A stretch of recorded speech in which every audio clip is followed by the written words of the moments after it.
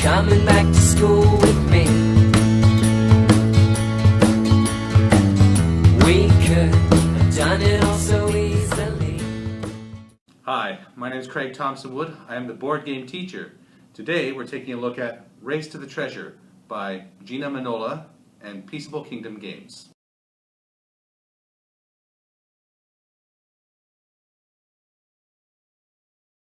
So looking at the report card for Race to the Treasure, I've given the number of players here a B+. It plays for 2 to 4 players, and I know I sometimes say that it's nicer to be able to incorporate larger groups in a classroom, but this game would be for younger kids. This would be more for a primary classroom than for a junior, or definitely intermediate. So, and for the junior players, a smaller group is probably going to be more manageable and may require some adult supervision. Although once the kids get the concept of this, I think they'll be fine. Timothy, he's 5 and he was teaching me how to play this game last night. So the other thing is, again, because it's a co-op game, any cooperative game, which you're all working on the same side, you could play it solo. You could just have one person who can play all the parts. So I give the learning of the game a B to a B+. This is because the game is completely language independent, which may sometimes be a good thing if you, in some circumstances. But what you are learning in this one is as you're laying the tiles, as I'll show you in a moment, you're following a path to try to reach the treasure at the end, but you have to gather these keys along the way. So understanding and plotting and rotating the tiles to fit the way you need it is some of the spatial recognition skills, as well as the coordinates that they have to know, like battleship, like A3 and C2. That'll be for the setup of the game, but I would recommend that throughout the game as well. You're learning your social skills, you're taking turns, and what's great about this game is that it's a very accessible co-op game, cooperative game, which means that everybody is working on the same team. They're working together. There's no me versus you, it's us versus the game. And that to me was what helps bring up the fun factor as well, is that the game is fun. You know, Timothy and I played this one last night. We were having a great time, and we were screaming every time the ogre came up. And time, it's 20 minutes, so I think that's a good time for a game. It's not too long, not too short. It's good. And then the cost, I think it still had a price sticker on here somewhere. Yeah, $23.99. So $23.99 for a game like this, I think is a decent price. So overall, I think the game gets. I'd say a B+.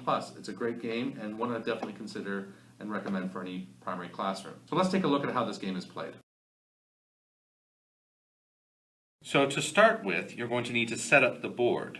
Well, first actually, you can just sort of set up your pile of things there, and somebody else can start setting up the board by rolling the dice. So here I've rolled a C3. So I will take my key here and I will go C3. So one of the keys goes there. And you just repeat this process, B6 for all of the keys. D5, and then B2. And then finally you do the same for the ogre snaps. C1. Okay, and now the game can begin. The game is played very simply, which is taking a tile. You're starting here at the start section, and you're placing, now when you place it, so this I guess would be A0 here, you're placing the tile down and it can be oriented one way or the other. So let's just go with that. Okay. And as the game is played, what I would recommend doing is talking to your child or to your student about where are you going to place the tile. How are you going to place the tile?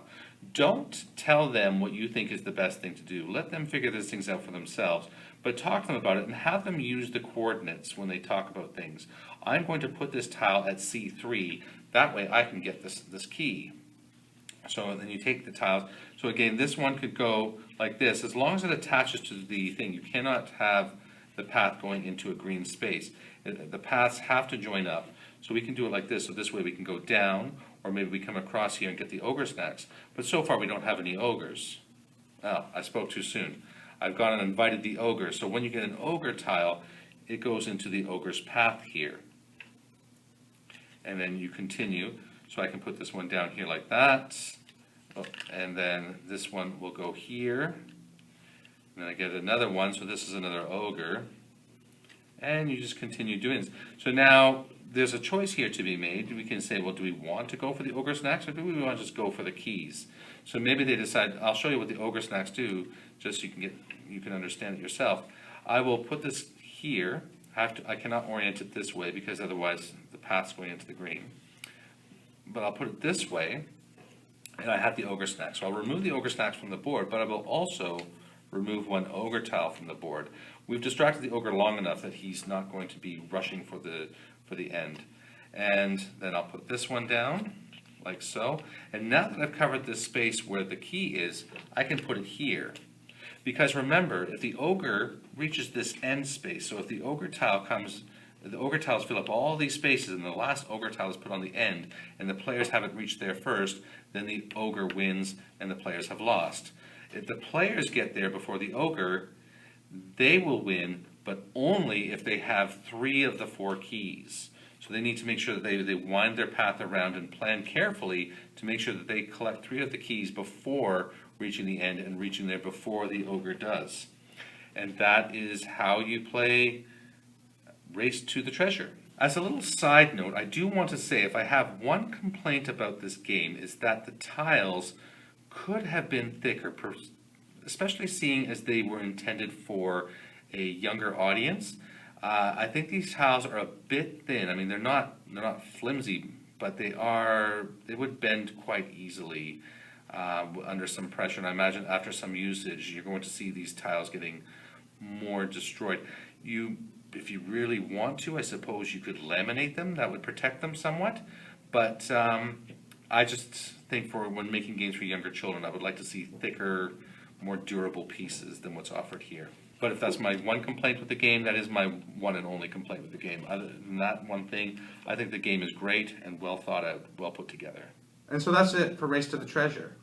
As I said earlier in the video, I think there's a lot of great skills to be learned through this game, a lot of fun to be had in it, and it's definitely one that I could recommend to any primary classroom.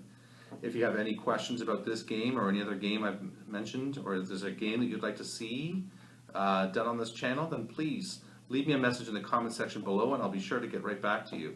Always love to hear from the viewers. But until next time, I'm Craig Thompson-Wood, the board game teacher, saying thanks for coming to the classroom.